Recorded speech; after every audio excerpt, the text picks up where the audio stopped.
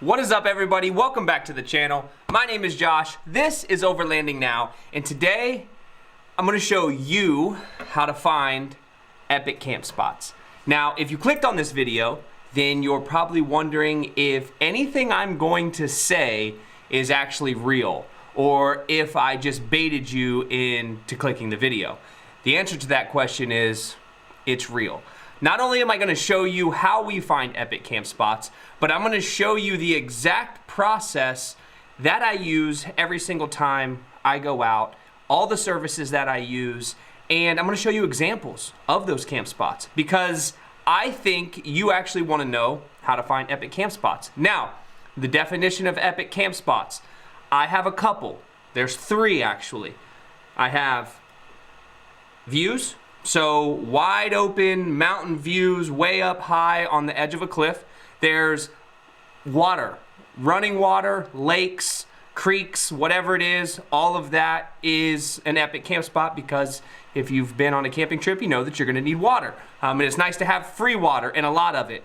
And the other one is wide open plains, where you can find camp spots that are just wide open, but they have beautiful views, great sunsets, and sunrises, because when you camp in a spot that has wide open views and you're more in a plain with mountains in the background, you get the sunrise and the sunset.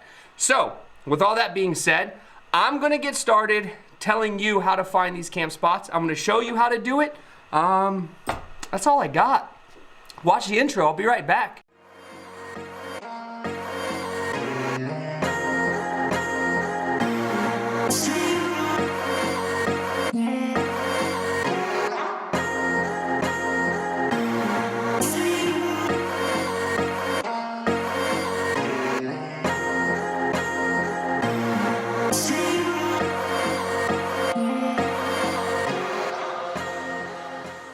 Okay, welcome back. Now, one thing that you have to remember is that you're not able to just camp anywhere you want.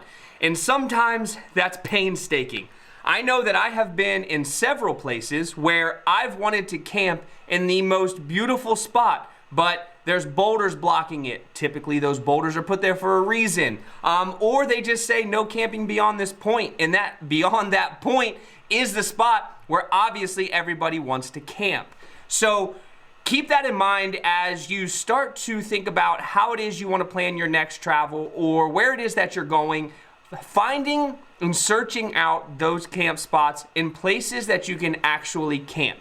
So like I said, I'm going to show you 6 different ways that we currently use to find epic camp spots and how we determine if we feel it's going to be an epic camp spot or if it's going to be an epic fail. Because quite honestly, there's just as many epic fails as there are epic camp spots. The first way that we use to find epic camp spots, which I'm sure that everyone probably uses this, is Instagram. Okay, I know it's not very juicy yet, but just stick with me because I promise it gets better. I'm starting off with the worst ones and then I'm leading up to the best ones, so that's kind of where we're at. Now, Instagram. I bring up Instagram because Instagram is how I have found one of the most beautiful camp spots I have ever been. Now, if you're paying attention to Instagram and you'll see somebody that you follow, or maybe you're on the search page and something pops up and it's beautiful, and then in the geo tag, which is right underneath their Instagram username, in that geo tag will say somewhere in the middle of nowhere, or lost, or come find me. So if you see that, that's because they don't want you to know where they are. And that is something that's becoming more and more popular, where people don't want to show other people where they are because maybe that place is important to them. Maybe they took their whole family there and they don't want a bunch of people to find out where it is, and that's totally fine. So when you see that, you're not gonna know exactly where it's at, which kind of sucks. But what I have found out is if you reach out to them and send them a message or leave them a comment to say check their DMs, and you ask them, hey, I know you're not really wanting to show where this spot is. Would you mind telling me this is why I want to know? Maybe they will, maybe they won't. But outside of that, if you're going to a specific location, so let's say you're going to Montana, and this is something I've done. I was in Utah and I just searched epic campsite Epic Camp Utah, or Epic Camping in Utah, Canyon Camping Utah, Lake Powell Camping, Lake Powell. So if you search out these specific hashtags, a lot of times sweet camp spots will show up. And if it may not be exactly what you're looking for, but it's a good place to start. And if you start seeing people that, you know, maybe live in that area, or they have gone to a specific place a lot of times and they know a lot of information about a location, you can ask them. And a lot of times they'll give it to you, but they're not going to put it on display for everyone to see, which I respect. I had a conversation with a guy on Instagram. He was kind of upset that I shared a spot that I was at. He was telling me his point of view. I told him how I felt about it. And as time goes on, I start to kind of see his point a little bit. Like, I don't want everyone to know exactly where all the sweet spots are that I had to find. So Instagram is one, and I just search hashtags in the state, or this state in camping. That's how I find those spots. Now, the spot that I'm showing you, or I've already showed you, I don't know where I'm gonna put it in the video, I found that on Instagram. It was a guy that I follow. He had posted it. He had made the mistake of geotagging where he was. I happened to be in Utah, and I was like, that is freaking beautiful. Let's go there. And it was like 4.5 hours away, so we went. And that's how I found that camp spot. And it was just because I was searching around looking for somewhere to go, because we didn't have anywhere to go. So that is number one. And if you guys have ever used Instagram, leave a comment. And also leave comments about the ways that you find your camp spots. You don't have to tell me exactly what you do. I know everybody's all protective, but just share some information. It may be something that I don't know, or if you've used this way or you have a better way to do it, share that also. Now, the second way, which what you guys already do, because guess what? You're watching this video, and where are you watching it? YouTube. I have found several camp spots on YouTube. And not necessarily camp spots, but places for me to go and explore to see if I can find a camp spot. Now, where Instagram and YouTube are different is YouTube, if you type in freaking Montana camp spots or Montana overlanding camp spots, it's going to give you the exact information in which it has for the place that you want to go. And it's going to show you those camp spots. Now, this camp spot that I found on YouTube was a place overlooking the Grand Canyon. I wanted to find a spot to overlook the Grand Canyon, and I YouTubed, which is Google, shocker. I searched Grand Canyon camp spot, Grand Canyon overlook camp spot, and I was able to find this spot. And it was absolutely breathtaking. And that was just because this is what I knew I wanted to do, and I took the time to search it out, and I was able to find it. And you can find it that way with anywhere that you guys decide to go. You just have to do the research if you don't want to go out and explore and hope that you find something. The more research you do on the front end, the less epic fails you will have on the back end. Now, if you guys watched my last video, and if you didn't, I'll put it here. That video, I started to kind of talk about trailsoffroad.com. So trailsoffroad.com has literally served us so well in so many different times. It served us really well. Trailsoffroad.com is an absolutely epic site. Like I said before, California, Utah, Arizona, Colorado, those places are where they have a lot of trails. But we were able to find on our very first trip. So this is what I used the very first time I started planning an overlanding trip. I imported this information to Gaia, and then I used the Trails Off-Road in Gaia. I'm sorry, I know that's a lot, and it may sound a little bit complicated, but it's really not. Now Trails Off-Road has a direct plugin where you can sync all of the files into your Gaia maps, and everything that Trails Off-Road has will automatically import and sync directly to Gaia.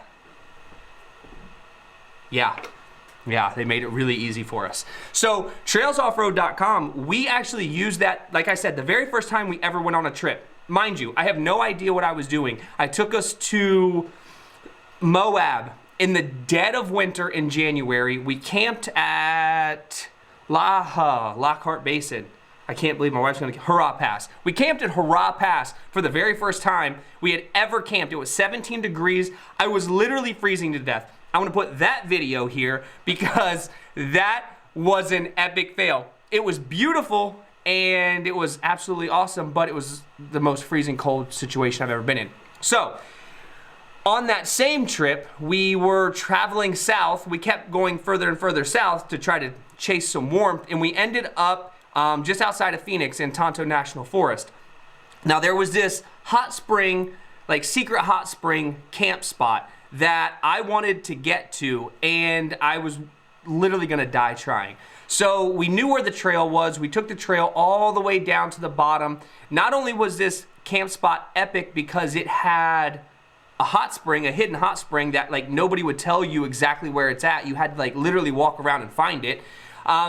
It had a river running. It was just like such a serene spot, and the moon was coming up over the mountains. It was beautiful down there. And all that was done off trailsoffroad.com. So trailsoffroad.com literally gives you a breakdown of every single thing that they know of that's on that trail. Tells you if you can camp, tells you if you can't, tells you if it's dispersed, tells you if there's campgrounds, tells you the trail conditions, tells you the current weather and the future weather in that location. Trailsoffroad.com is a wealth of information for anybody who has never done this or anybody that was trying to figure this out on their own like I was. So trailsoffroad.com has probably the coolest platform, the most information that you're going to get in just a singular location without having to use additional apps. So definitely take a look at trailsoffroad.com, read the description, read everything in there if it's a place that you want to go, because I promise you, you're gonna find information that's going to completely change the outcome of your trip, either good or bad. The next one is something you may have never heard of, because I have never heard of it, had never heard of it. I'm stumbling a lot today, but that's okay. Just stick with me, I promise, this is good stuff. So, HipCamp.com. HipCamp is the Airbnb for backpackers, campers, overlanders, whatever you call yourself. HipCamp is one of the coolest places that you can find camp spots. Now, HipCamp is not public land, which is also kind of cool. HipCamp is all private land. So people who own large swaths of land, or maybe they just own a small piece of property in a really beautiful location, it's just my phone going off, those people post their land for people like you and I to go camp on. And it's like 10 bucks a night. It's really, really awesome. HipCamp is really cool. So if you go to the HipCamp app and you start searching in a general area or a general location, you will find so many different spots of people who own land who allow you to come camp on their land for like 10 bucks a night. We used this in a pinch, and we found such a beautiful spot. We are on our way to Colorado, or we are coming through Colorado on our way to Utah. We didn't want to continue the drive all the way through, so we just started looking on HipCamp, and we found this spot that was just breathtaking, like mountain views, open plains. And now it was in like a kind of a weird location, but it's really cool that people just allow you to go and camp on their land. So I have a code for HipCamp that is going to be in the description if you guys want to use that. It helps the channel if you use it when you book a spot on HipCamp. But HipCamp has really, really opened my eyes to a completely different type of travel in the event that you don't know exactly where you're going, or you know where you're going but you don't know where you're going to get there, and you don't want to stay at a hotel. You can spend $10 and stay on HipCamp, and it's freaking awesome. Okay, now the next one that I want to talk about is Topo Maps and Gaia GPS in general. Now, Topo Maps are a little bit complicated. I'm going to link to a video from REI where they break down Topo Maps. Now, if you've seen a Topo Map, you know it has contour lines on it, and if you don't know what those lines are, they don't necessarily make sense to somebody who's never read a Topo Map. But typically, those lines, those contour lines, if they're super close together, that means it is extremely steep. If they're really spread out, that means it's a nice gradual grade, or it is a wide open space. And that is typically how you can find on the side of a mountain camp spots. So if you look at Gaia GPS, you're just looking at the map, you add the topo layer, and you find a spot that you want to try to camp at, and on the topo layer, it has a bunch of lines that are really close together, but it says maybe that that's a camp spot. Well, you know that you're gonna be way up, you're gonna be on a steep cliff. It doesn't necessarily tell you, you're not gonna know exactly how high up you are unless you know how to read the map. So each one of those lines signifies either 40 feet or 80 feet of elevation difference. So every line up the map is a 40 or an 80 foot vertical gain, a vertical, what am I saying here? I'm sorry, vertical feet. So it's 40 to 80 vertical feet of elevation gain. My God, that was hard. So that is a great way to know where you're gonna be at and if you're gonna have more of that scenic, beautiful, overlook type of camp spot. Now, Gaia GPS also is a really awesome tool to find streams and rivers and lakes. I was recently looking at what's called the Smoky Mountain 500, which is this big loop in the Smoky Mountains. I believe it's Tennessee. So all of those, that big loop has a bunch of waterways on it. It has rivers, it has streams, it has lakes. And what I do, obviously, is because I like camping by running water. It's soothing, it's more comfortable, it's relaxing. So if you're camping by running water and you're looking for running water, then you can see on the map where this water is. And then if you look at the areas where this water is, if there are forest roads, which is how you connect your path using forest roads, if you see forest roads that go next to that water, there's a really good chance, depending upon the area, that you're able to camp there and it'll be a completely dispersed camp spot. So Gaia GPS is awesome for that because if you can find a spot next to a river or a lake or a stream that has a forest road running through it or beside it, then you know that you can probably camp by some type of water if that's something you're into. Okay, the last way to find epic camp spots is a simple campground search. We have done this several times, and one time that I will note, I was in Kansas. And if you've watched this channel for any amount of time, you know Kansas is kind of my arch nemesis because driving through Kansas, if you've never driven through Kansas, is so brutal. But I was able to find this state park in Kansas just by doing a campground search. I went on Google and I Googled campgrounds in Kansas. And this one popped up and it had this beautiful lake. The sun was setting. It was literally such a beautiful location. And I was so shocked that I was able to find something like that. But a simple campground search, because not everybody loves backcountry camping or being way off the grid, having toilets and showers and that stuff, trash cans. That's a peace of mind for a lot of people. And that's overlanding too. Like, there's nothing about that that's not overlanding, where you have to feel that you have to be in the most remote destinations ever to have a great time or to be considered an overlander. Anyways, but a campground there's a lot of awesome campgrounds in really beautiful places, and sometimes it's just the easiest option, and there's nothing wrong with that. We stayed in one in Colorado on the Rimrocker Trail on our way to Moab, Utah, and that campground was absolutely beautiful. It had a huge lake.